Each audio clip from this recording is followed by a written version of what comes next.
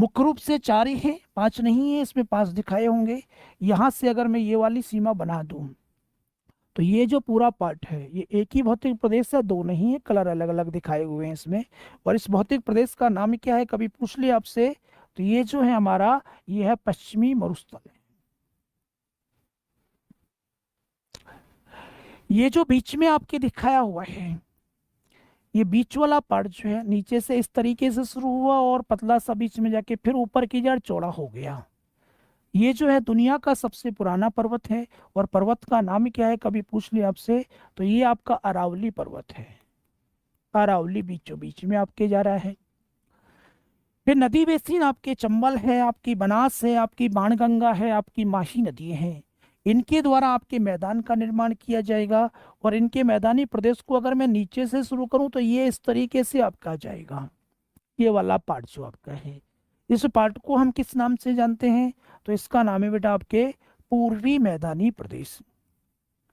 पूर्वी मैदान कहते हैं, नदियों ने इसको बनाया। नदियां कौन कौन सी हैं, तो चंबल का बेसिन है, बाणगंगा का बेसिन है, बनास का बेसिन है, और नीचे जाओगे तो माही का बेसिन है। और फिर लास्ट में ये वाला जो पार्ट आपके पास बच गया, इधर वाला जो पार्ट ये बचा आपके पास में, कौन सा, तो गुरुजी ये वाला पार्ट जो आपके पास बचा, इसमें पूरा के पूरा तो कोटा संभाग आ गया।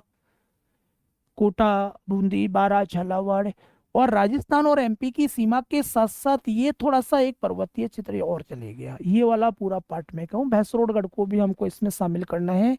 इसे हम क्या कहते हैं, तो इसका नाम है दक्षिणी पूर्वी पठार, या जिसे हम कहते हैं हाड़ौती का पठार।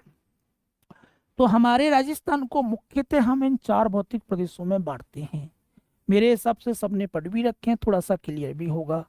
अब यहाँ से कई बार डायरेक्ट प्रश्न आ जाता है कि राजस्थान का क्षेत्रफल लगभग कितना है, तो आप सबको पता है कि राजस्थान का क्षेत्रफल 3,42,239 वर्ग किलोमीटर है। ये हमारे राजस्थान का क्षेत्रफल था।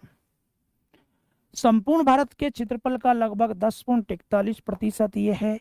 और क्षेत्रफल की दृष्टि से हमारा भारत में स्थान कौन सा था, तो प्रथम था। अब ये जो आपका टोटल क्षेत्रफल है, इस टोटल क्षेत्रफल को अगर मैं 4 भौतिक प्रदेशों में बांटता हूं तो किस भौतिक प्रदेश के पास कितना पार्ट आता है, अगला प्रश्न मेरा ये है। तो अगर मैं पश्चिमी मरुस्थल के पास जाता हूं तो राजस्थान के टोटल क्षेत्रफल में से लगभग 61.11% भाग पर तो पश्चिमी मरुस्थल फैला हुआ है। राजस्थान के 9% भाग पर आपके अरावली फैला हुआ है। राजस्थान के लगभग 23% भाग पर आपके पूर्वी मैदान फैला हुआ है। और बचा हुआ पार्ट यानी कि 6.89% भाग पे आपके हाड़ौती का पठार फैला हुआ है। तो क्षेत्रफल की दृष्टि से सबसे बड़ा पश्चिमी मरुस्थल, सबसे छोटा पूछा जाए तो हाड़ौती का पठार 6.89, यानी कि लगभग आप इसे 7 कह सकते हैं, 7% भाग पे ये फैला हुआ है। अब यहीं से फिर अगला प्रश्न आएगा कि राजस्थान की टोटल जनसंख्या में से पश्चिमी मरुस्थल में कितने परसेंट जनसंख्या निवास करती है, तो 40% जनसंख्या निवास करती है। अरावली भौतिक प्रदेश में हमारी 10% जनसंख्या निवास करती है। और पूर्वी मैदान की बात करते हैं तो लगभग राजस्थान की 39% जनसंख्या निवास करती है। और बची हुई जनसंख्या लगभग आपके 11% जो है हाड़ौती के पठार पे निवास करती है। इस प्रकार के प्रश्न आपसे कई बार पूछे जाएंगे। फिर मैंने आपसे कहा था कि अगर इन 4 भौतिक प्रदेशों में से बात करूं तो ये जो आपका पश्चिमी मरुस्थल है इसे मैं किसका अवशेष मानूंगा, तो ये बेटा पूरा के पूरा 33 सागर से बना है। एक तो ये वाला पार्ट, और दूसरा कौन सा है, तो ये जो आपका पार्ट है पूर्वी मैदान, ये भी 33 सागर से बना है। तो ये दो तो 33 सागर हो गए। और जो आपका अरावली है, ये अरावली और ये जो आपका हाड़ौती का पठार है, इन दोनों को मैंने किसका पार्ट माना है, तो गोंडवाना लैंड का पार्ट माना है। इस प्रकार से ये सारे प्रश्न आपके क्लियर होने चाहिए। आगे आओ जी। अब इन राजस्थान के 4 भौतिक प्रदेशों को मैं भारत से तुलना करता हूं कि भारत में जो हमारे भौतिक प्रदेश हैं उनमें राजस्थान कहाँ आता है। तो पहला प्रश्न तो वैसे यही कई बार पूछ लिया जाता है कि भारत के मानचित्र में राजस्थान कहाँ है, तो भारत के मानचित्र में राजस्थान यहाँ है। अर्थात मैं दिशा की बात करूं तो राजस्थान भारत में किस दिशा में पड़ता है, तो उत्तर पश्चिम में पड़ता है। ऐसा प्रश्न भी एकाध एग्जाम में कई बार आया है। आपका आंसर बिल्कुल सही जाना चाहिए कि भारत में उत्तर पश्चिम में हमारा राजस्थान है। अब प्रश्न ये आएगा कि हमारे भारत के भौतिक प्रदेशों में से राजस्थान में कौन कौन से हैं।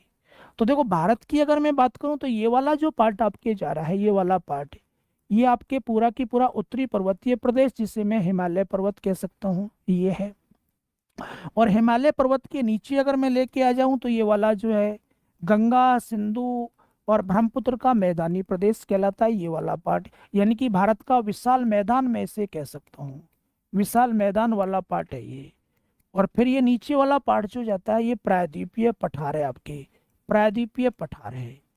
फिर ये दोनों साइड में जो आपके जाओगे तो ये जो ये वाला पार्ट, जो इधर वाला पार्ट और इधर वाला पार्ट ये है, ये हमारे तटीय मैदान है, तटीय मैदान है।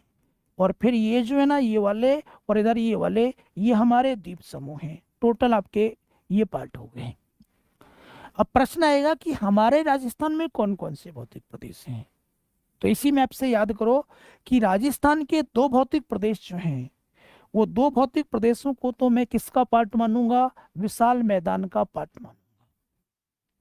अर्थात राजस्थान में आपके पूर्वी मैदान, वेरी इंपॉर्टेंट क्वेश्चन है, बहुत बार आपसे पूछा जाएगा, पूर्वी मैदान और पश्चिमी मरुस्थल जो है, इनको तो मध्यवर्ती विशाल मैदान का पार्ट माना जाएगा।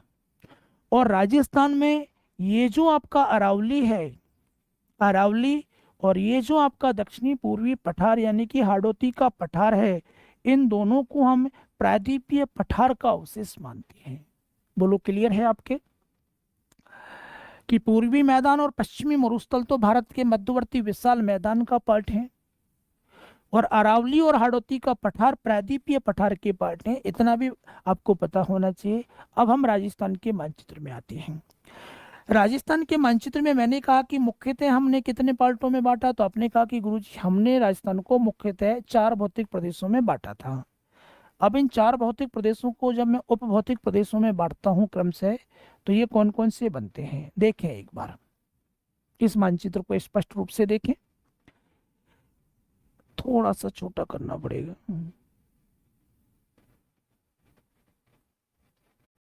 दादी, कितनी प्यारी जुत्ती है आपकी।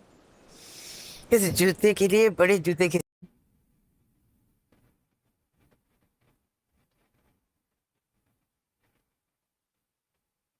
ये रहा आपके पास। अगर इस मानचित्र की मैं बात करूं तो सबसे पहले मैं ब्लैक लाइन से इसकी वो रेखाएं बनाऊंगा आपकी, जो कि 4 भौतिक प्रदेशों में हम बांट रहे हैं।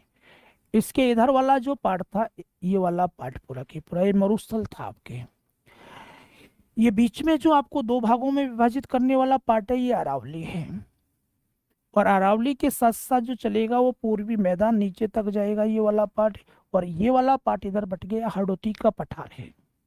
पहले तो ये याद करें 4। अब यदि मैं पश्चिमी मरुस्थल को जाता हूँ, तो पश्चिमी मरुस्थल में 25 सेंटीमीटर की समवर्षा रेखा, वेरी इंपॉर्टेंट क्वेश्चन कई बार आता है आपके सामने, 25 सेंटीमीटर की समवर्षा, समवर्षा रेखा जो है, इस पश्चिमी मरुस्थल को फिर 2 पार्टों में बांट देगी। अब वो 2 पार्ट कौन से हैं, तो ये जो इधर वाला पार्ट है इसे तो कहेंगे अर्धशुष्क मरुस्थल, और इधर वाला जो पार्ट है इसे कहेंगे बेटा आप शुष्क मरुस्थल। तो मैंने मरुस्थल के 2 पार्ट कर दिए। और बंटवारे की रेखा कौन सी मानी, 25 सेंटीमीटर की समवर्षा रेखा। इससे कम वर्षा वाला चित्त शुष्क मरुस्थल, और 25 से ज्यादा वर्षा वाला अर्धशुष्क मरुस्थल। अब जो ये आपका शुष्क मरुस्थल था, इस शुष्क मरुस्थल को फिर मैं 2 पार्टों में बांट रहा हूँ। एक तो पार्ट वो जहाँ बालू का स्तूप नहीं पाए जाते, यानी कि रेत के टीले नहीं पाए जाते, वो ये वाला पार्ट है जिसे मैंने कहा कि बालू का स्तूप मुक्त प्रदेश। और बाकी क्षेत्र में रेत के टीले पाए जाते हैं, उसे शुष्क रेतीला मरुस्थल या बालू का युक्त मरुस्थल कहा मैंने। शुष्क मरुस्थल को 2 पार्टों में बांटा, ध्यान से सुनना, आगे डिटेल में अलग अलग पढ़ेंगे। एक हो गया जहां बालू का स्तूप नहीं पाए जाते, बाकी में बालू का स्तूप पाए जाएंगे। अब जो मेरा अर्धशुष्क मरुस्थल था, इस अर्धशुष्क मरुस्थल को फिर मैं 4 पार्टों में बांटूंगा। अब वो 4 पार्ट कौन से हैं, यदि हम ऊपर से चलना शुरू करें तो सबसे पहले ये वाला पार्ट जो है ना, सबसे ऊपर वाला पार्ट इसका, ये इधर तो ये शुष्क मरुस्थल हो ही गया था, ये वाला पार्ट जो है ये तो कहलाएगा घग्गर का मैदान, गंगानगर हनुमानगढ़ में। और ये वाला पार्ट जो है आपके निकल के आया, इसे हमने कहा शेखावाटी, शेखावाटी, शेखावाटी प्रदेश, चूरू सीकर झुंझुनू, थोड़ा सा आपके नागौर वाला पार्ट आ गया। और बीच वाले पार्ट जो है इसे कहा नागौरी उच्च भूमि। और जहाँ लूनी बेसिन है उसे कहा मैंने गौड़वाड़ प्रदेश। आपसे पूछेगा कि अर्धशुष्क मरुस्थल को उत्तर से दक्षिण की ओर कितने पार्टों में बांट सकते हैं, तो टोटल 4 हैं, घग्गर, शेखावाटी, नागौरी उच्च भूमि और गौड़वाड़ प्रदेश। ये अर्धशुष्क के 4 पार्ट हुए। एक और प्रश्न यहीं से बना सकता है कि अर्धशुष्क मरुस्थल जो राजस्थान का है इसे मैं बांगर प्रदेश भी कह सकता हूँ। राजस्थान के अर्धशुष्क प्रदेश को हम बांगर प्रदेश भी कहते हैं। ये प्रश्न भी आपसे पूछा जाए। अर्धशुष्क कंप्लीट, शुष्क के मैंने 2 पार्ट किए, अर्धशुष्क के मैंने 4 पार्ट किए। अब आ गया मैं अरावली में। अरावली की अगर बात करता हूं तो अरावली को मैं नीचे से ऊपर की ओर 3 पार्टों में बांटूंगा। ये अरावली का दक्षिणी पार्ट, दक्षिणी अरावली, बीच में ये मध्य अरावली और ये आपके उत्तरी पूर्वी अरावली। अरावली को मैंने 3 पार्टों में बांट दिया, दक्षिण, मध्य और उत्तर पूर्व। अब आ गए हम पूर्वी मैदान की ओर। और पूर्वी मैदान को नदी बेसिनों के आधार पे, नदी बेसिनों के आधार पे मुख्यतः हम 4 पार्टों में बांटेंगे। अब वो 4 पार्ट कौन से हैं? सबसे पहले यहाँ आपके एक बेसिन आएगा जिसे मैं कहूँगा चंबल बेसिन। यहाँ आपके जयपुर से निकल के एक नदी आएगी बाण गंगा, तो ये बाण गंगा वाला बेसिन हो गया। एक चंबल की सहायक नदी आएगी, उसका नाम क्या है? तो बनास बेसिन है। और नीचे आप जाओगे तो ये आपका नीचे वाला बेसिन कौन सा बेसिन कहलाएगा? माही बेसिन। आपसे कई बार प्रश्न आता है एग्जाम में कि निम्नलिखित में से कौन सा नदी बेसिन पूर्वी मैदान का पार्ट है या नहीं है? तो ज़्यादातर ऑप्शन में लूनी बेसिन का इससे कोई लेना देना नहीं है। चंबल का है, माणगंगा का है, बनास का है और माही का है। ये पूर्वी मैदान के पार्ट हुए। अब यहाँ में आया इधर की साइड तो हाड़ौती का पठार, और हाड़ौती के पठार को फिर मैं 2 पार्टों में बांटूंगा। ये जो हाड़ौती का पठार है इसे तो कहेंगे हम ढक्कन, ढक्कन का लावा पठार, जो कि कोटा, बूंदी, बारावा, झालावाड़ में। और राजस्थान और एमपी की सीमा के सहारे सारे ये जो आपके लाल बलुआ पत्थर का चित्र फैला हुआ है, इस लाल बलुआ पत्थर के चित्र को क्या कहते हैं? तो इसे कहते हैं बेटा विंध्यन,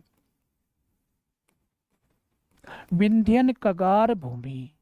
मुख्यतः ये लाल बलुआ पत्थर के उत्पादन के लिए फेमस है। सवाई माधोपुर से लेके आप धौलपुर तक आ सकते हैं।